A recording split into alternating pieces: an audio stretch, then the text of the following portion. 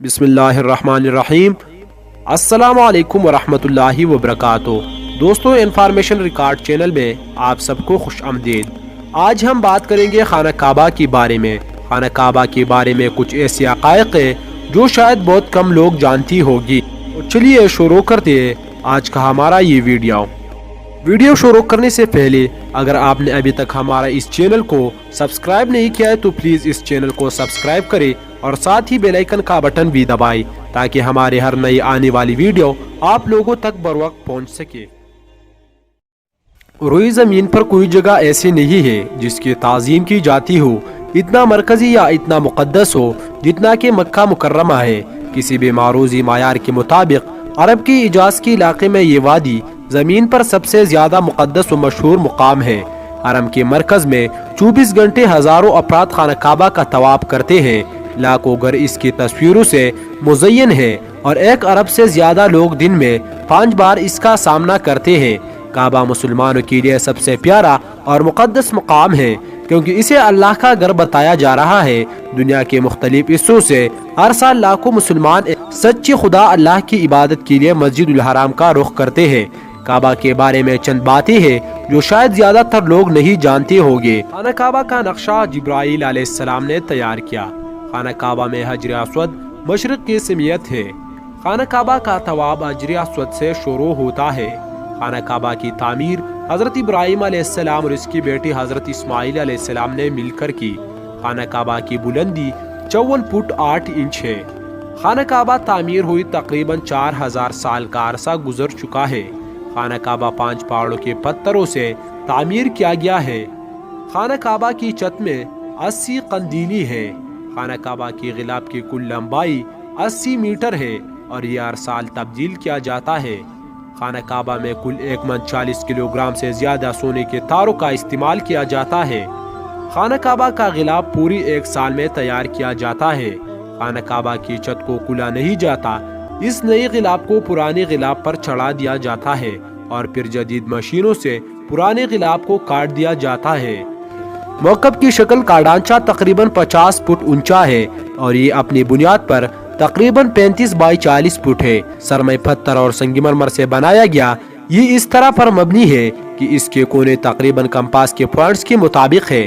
अंदरूनी हिस्से में छत को सहारा देने वाली 3 सुतूनों चांदी और सोने की लटकाई हुई लैंप के अलावा कुछ नहीं है। साल के बेशतर हिस्से में काबा को सयाह ब्रुकेट कस्वा की एक बहुत बड़े कपड़े से डाम जाता है। कस्वा सयाह ब्रुकेट कपड़ा जो मक्का में इस्लाम के मुकद्दस तरीन मज़ार काबा को डामता है। मिस्र में हर साल एक नया कस्वा बनाया जाता है और इसे हाजियों के ज़रिए मक्का ले जाया जाता है। इस पर मुसलमानों की अकीदी का पेशा सोने में कढ़ाई है और कुरानी आयात पर मुश्तमिल आराइशी खत्ताती की सोने का बैंड है। हर साल बड़े हज के दौरान कस्वा को एक सफेद कपड़े से तब्दील किया जाता है जो हज्जाज की सफेद रस्मी लिबास से मुताबिकत रखता है और एक मुकद्दस हालत एहराम में दाखिल होने की अलामत है। हज के इख्तिताम पर नया कस्वा लगा दिया जाता है और पुराने को छोटे छोटे आसार में काट दिया जाता है जो हाजियों को फरोख्त कर दिया जाता है। खिलाफ काबा का रिवाज कबल आज इस्लाम है।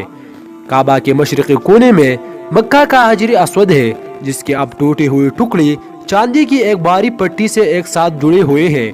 रिवायत के मुताबिक ये पत्थर आदम अलैहिस्सलाम को जन्नत से निकाले जाने पर दिया गया था ताकि इनके गुनाहों की माफी हासिल की जा सके।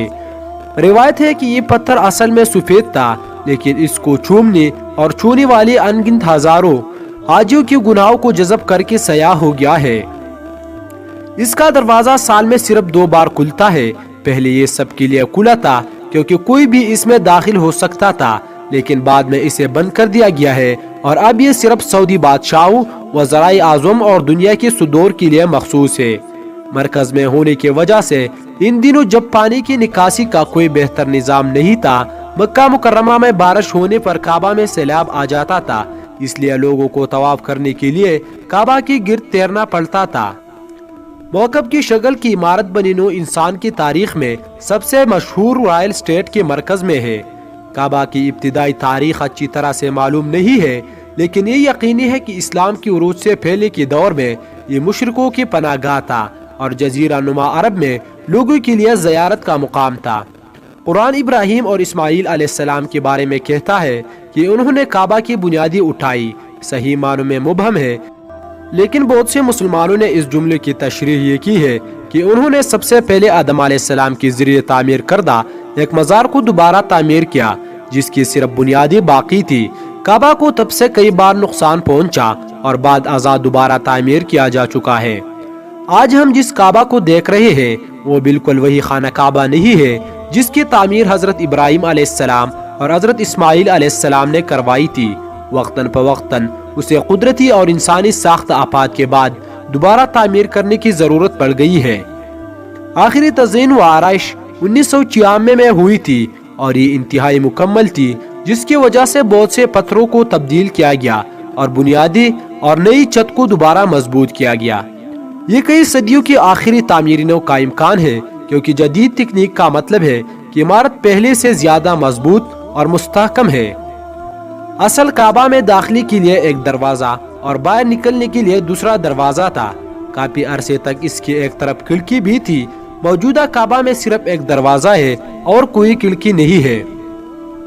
اس کے اندر ان حکمرانوں کی یاد میں تختیاں ہیں جنہوں نے اس کی تزئین و آرائش کی۔ خانہ کعبہ کا اندرونی حصہ اب سنگ مرمر سے جڑا ہوا ہے اور اوپری دیواروں کو سبز کپڑے سے ڈھانپ دیا گیا ہے۔ دیواروں میں تختیاں لگائی گئی ہیں جن میں سے ہر ایک دن کے حکمران کے ذریعے اللہ کے گھر کی تجدید یا تعمیر نو کی یادگار ہے۔ تو دوستوں مجھے امید ہے کہ آج کی ویڈیو آپ کو بہت اچھی لگی ہوگی۔ اگر ویڈیو اچھی لگی ہے تو ویڈیو کو لائک کیجئے، شیئر کیجئے اور مزید ایسی ویڈیوز کے لیے ہمارے چینل کو سبسکرائب کیجئے۔ میں ملوں گا نیکسٹ ویڈیو میں۔ خدا حافظ۔